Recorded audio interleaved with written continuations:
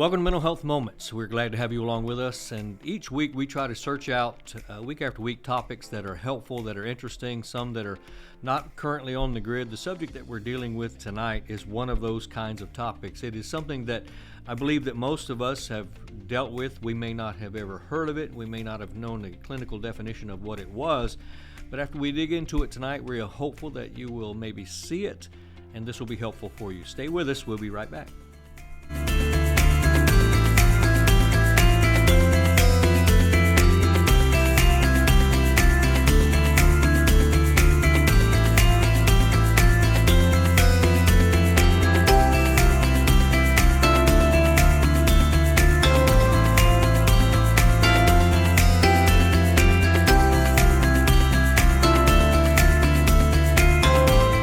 Welcome back. If you are new, we're always happy to have new people along with us. If you've been with us for some time, you know how this works.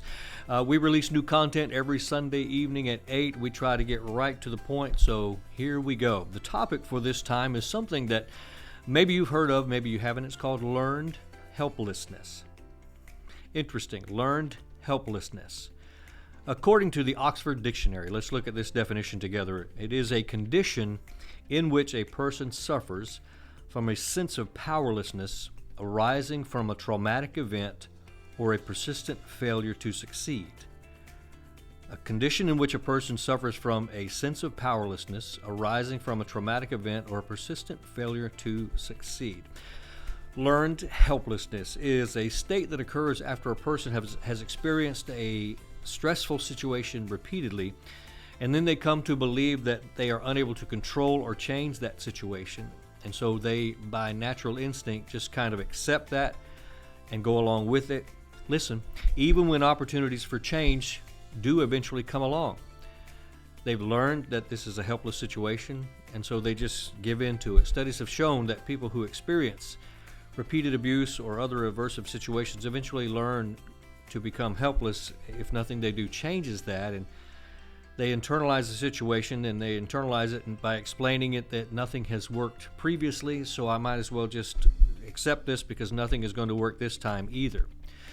It's pervasive. If a child in school regularly does poorly on examinations, what they find is that eventually they just give up. They feel like there's no sense in me even trying. Everything I've tried has not worked, and I keep getting bad grades. So why do I even try? It's very interesting, and it's a lot more common than you might think it is. In fact, when I first started hearing about it, I realized that I have experienced this in my own life. You be in a particular situation that you didn't recognize, but it became a feeling of impossibility, and then at some point along the way, you just accepted it, and you tried to overcome it, and you couldn't, so you just give up.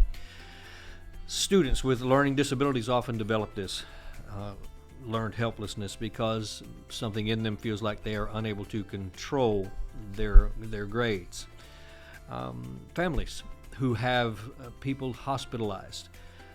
There are times when you see it in hospitals that the family begins to accept this. They become helpless because they're not able to improve the condition or change the condition of the person that's in the hospital bed, even though they want to with everything that is in them. People who have chronic illnesses that are arthritis, lupus, multiple sclerosis, things that don't seem to change over time. Eventually, due to your inability to be able to change that, you just begin to accept that there is no cure for my situation. Learned helplessness is the feeling that this is just too much. I can't do it. Nothing is going to happen. Nothing is going to change. This is the way that it is. So, now that you are alerted to it, have you seen it? Have you experienced it? Are you experiencing it now at some point in your life? Do you know people that have? We probably do. You may be thinking about someone right now. Now that you're alerted to it, you can also find some resources for it on YouTube. I was researching a few days ago, and I found some very interesting videos that I think you should take the time to browse. Students that were put into a situation to where whatever they did, it was not going to change, and they just finally just gave up. So as we always do on this channel, we get right to it. The question is, what do we do? What do we do about it? Step one is as simple as this. You begin to focus on the things that you can control rather than be distracted by the things that you cannot control. If you are a student who is failing in a particular course, the truth is you cannot change the curriculum of that course. You're not going to be able to go to the teacher and say, I just really don't like this curriculum, so I'm going to ask you to change it. They're not going to. You cannot change the curriculum, but what you can change is your approach to it. You can change your studying habits. You can change your sleeping habits. You can change the way that you pay attention in class. It's important. Focus on the things that you can control rather than on the things that you cannot control. Step 2, secondly, change your perspective. So many times that what they find is that it comes down to the differences in personality of a pessimist or an optimist. You can break the cycle of being a pessimist and start being intentionally optimistic. Looking on the bright side. Trying to find a reason, shaking off the failure as quickly as possible, and by all means, do not internalize it. Don't internalize this by saying, well, it's me, it must be me, and you internalize it, and it's something that stays with you. And lastly, look for what we can learn in every situation. There's much more. There's so much more that you could dig in on this topic. So I will provide you with some links. I've found several that are very helpful. And as we always do, we ask you, what do you think?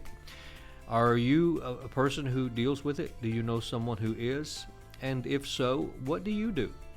If you wouldn't mind, leave it there in the comments. We're always interested to look at the comments and find out what you think and what you see. It's important because there may be someone there. You've already been through this. You have broken the cycle.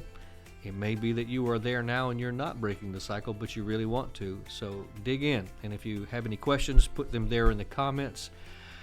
As always, we hope that this has been helpful. Very short, very to the point, but we hope it's been helpful for you. We look forward to seeing you again. If you are a subscriber, thank you. If you're not, press that subscribe button. And I don't have to ask often, but if you wouldn't mind sharing, if you feel like it's important, if it's something that would be helpful for someone else, that helps us to reach more people. And that's what we're trying to do with this particular channel. So once again, we thank you for being with us. We hope to see you next time every Sunday night right here at 7 o'clock. We'll see you then on Mental Health Moments. Have a good night.